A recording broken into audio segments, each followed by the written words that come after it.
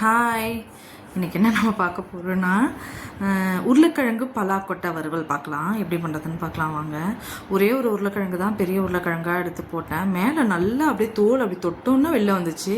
நல்லா வெந்துருச்சுன்னு பார்த்தா உள்ளே வந்து கொஞ்சம் அந்த சென்டர் பார்ட் எப்பயுமே ஹார்டாக இருக்கும். நீங்களே நோட் பண்ணியிருப்பீங்கன்னு நினைக்கிறேன். நிறைய உருளைக்கிழங்கு அந்த மாதிரி வரும். இது கூட கொஞ்சம் ஹார்டாக தான் இருந்தது உள்ளே. அதனால் ஃபஸ்ட்டு கிரேவியில் போடுறேன். அந்த பக்கம் வந்து சென்னா ஊற போட்டுருந்தேன். சரி சுண்டல் மாதிரி எதாவது பண்ணலாமா இல்லை சென்னா கிரேவி பண்ணலாமான்னு சொல்லிட்டு சரி இந்த பொட்டேட்டோவை கட் பண்ண சொல்லவே கொஞ்சம் அந்த சென்டர் பார்ட் மட்டும் ஹார்டாக இருக்குது, ஓரமெல்லாம் நல்லா வெந்திருக்கு. இந்த பலாக்கொட்டை உரிக்கிறது அப்பப்பா பெரிய டாஸ்க்குங்க. ஆனால் அது வேஸ்ட் பண்ண மனசில். எனக்கு ரொம்ப பிடிக்கும் பலாக்கொட்டை. ஊர்லலாம் சுட்டு சாப்பிடுவோம். நீங்களும் சுட்டு சாப்பிடுவீங்களான்னு சொல்லி கமெண்ட் பண்ணுங்கள். இது வந்து வேக வச்சு இந்த மாதிரி பலாக்கொட்டை வறுவல் பண்ணலாம். இப்போ பலாப்பழம் சீசன் வருது இல்லையா, பலாக்கொட்டை நிறைய கிடைக்கும். இந்த மாதிரி ட்ரை பண்ணி பாருங்கள், ரொம்ப நல்லாயிருக்கும். கடாய் வச்சுக்கோங்க. இந்த மாதிரி இரும்பு பேன்லாம் வச்சிங்கன்னா வறுவல்லாம் ரொம்ப நல்லா வரும், அதனால் சொன்னேன். இந்த மாதிரி கடாய் வச்சுக்கோங்க, ஆயில் போட்டுக்கோங்க. ஆயில் போட்டுட்டு கடுகு போட்டுக்கோங்க. கடுகு போட்டுட்டு உளுத்தம்பருப்பு போட்டுக்கோங்க. உளுத்தம்பருப்பு போட்டு நல்லா பொரியட்டும்னு சொல்லி விடுங்க. அது நல்லா பொரியணும். பொரிஞ்சதுக்கப்புறமா வெங்காயம் வெட்டி வச்சுருக்க வெங்காயம், கட் பண்ணி வச்சுருக்க வெங்காயம், கருவேப்பிலை போடுங்க.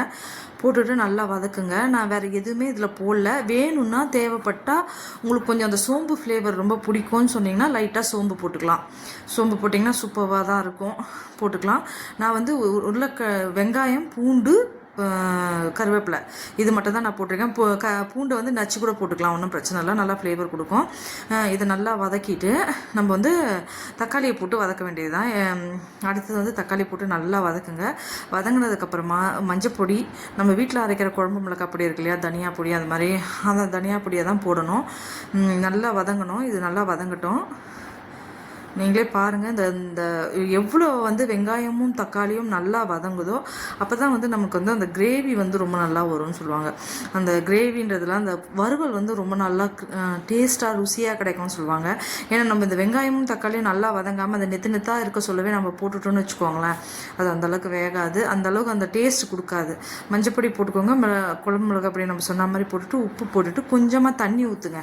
தண்ணி எதுக்காக ஊற்றுறோம்னா அந்த வெங்காயம் தக்காளியும் கொஞ்சம் வேகணும். வெந்தால் தான் வந்து ஒரு மாதிரி நம்ம மசாலா மாதிரி அந்த கிரேவி வரும். அதனால் கொஞ்சம் தண்ணியை ஊற்றிட்டு உடனே நான் அந்த உருளைக்கிழங்கை போட்டுட்டேன். ஏன்னா அந்த சென்டர் கொஞ்சம் வேகலைன்னு சொன்னேன் இல்லையா, அதனால் கொஞ்சம் அந்த கிரேவிலேயே அந்த தண்ணி இருக்க சொல்லி கொஞ்சம் போட்டு கொஞ்சம் மூடி வச்சோன்னே அது வெந்துருச்சு.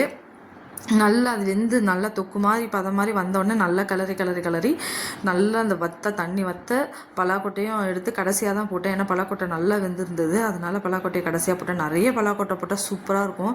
வெறும் பலாக்கொட்டை கூட இந்த மாதிரி வறுவல் பண்ணலாம், செம்ம டேஸ்ட்டாக தான் இருக்கும். எனக்கு தெரிஞ்சு நான் பலாக்கொட்டையில் இந்த உருளைக்கிழங்கு வறுவல் தான் பண்ணியிருக்கேன். நிறைய பேர் குழம்பெல்லாம் வைப்பாங்கன்னு சொன்னாங்க, பட் நான் வச்சதில்லை. வச்சுருந்தேன்னா நானே ஷூட் எடுத்து போட்டுருவேன்.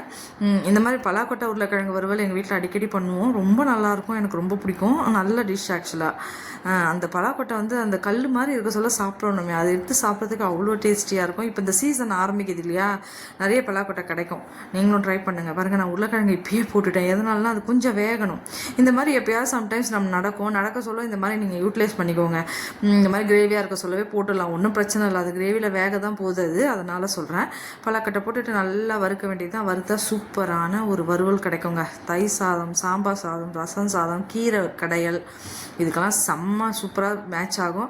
ட்ரை பண்ணி பாருங்கள். என்னோடய சமையல்லாம் உங்களுக்கு பிடிச்சிருந்தால் லைக் பண்ணுங்கள், ஷேர் பண்ணுங்கள், மெயினாக சப்ஸ்கிரைப் பண்ணுங்கள், கமெண்ட் பண்ணுங்கள். எப்படி வந்திருக்கு பாருங்கள் வறுவல். இது வந்து இன்னும் நிறைய பலாக்கொட்டை இருந்தால் நல்லா இருந்திருக்கும். எனக்கு வந்து ஒரு 15 கொட்டை கிட்ட தான் கிடச்சிது, வாங்கிட்டு வந்தாங்க. அதுதான் செம்மையாக இருந்தது. ட்ரை பண்ணி பாருங்கள், சூப்பராக வந்தது.